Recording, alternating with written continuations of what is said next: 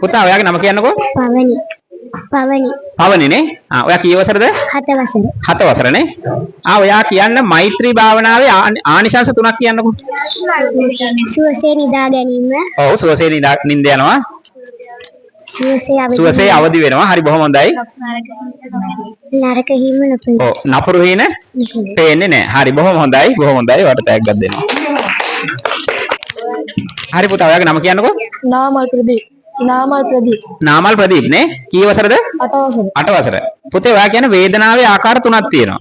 මොනවද ඒ? සැප වේදනාව. ඊළඟට දුක් වේදනා. ඊළඟට මේ දෙකටම අතරමැදි.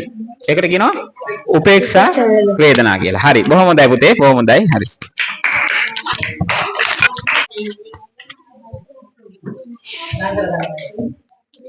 පුතා ඔයාගේ නම කියන්නකෝ. සොමීරු සබාසිත. මොකද? සොමීරු සබාසිත. සුභාසිත නේ. හරි. ඔයා කී වසරද? 5 වසර. 5 වසර. පුතේ මට කියන්න ඔයා පන්සලකට ආවහම ඉස්සරෝම වඳින්නේ කොහොමද? පිළිවෙල කියන්නේ සිද්ධාස්ථානේ වඳින්නේ කොහොමද කියන්නේ? චෛත්‍ය. ඔව්. බෝධිය. බුදුගේ. හරි බුදුගේ. බොහොම හොඳයි. බොහොම හොඳයි පුතේ. ඔයාට ටැග්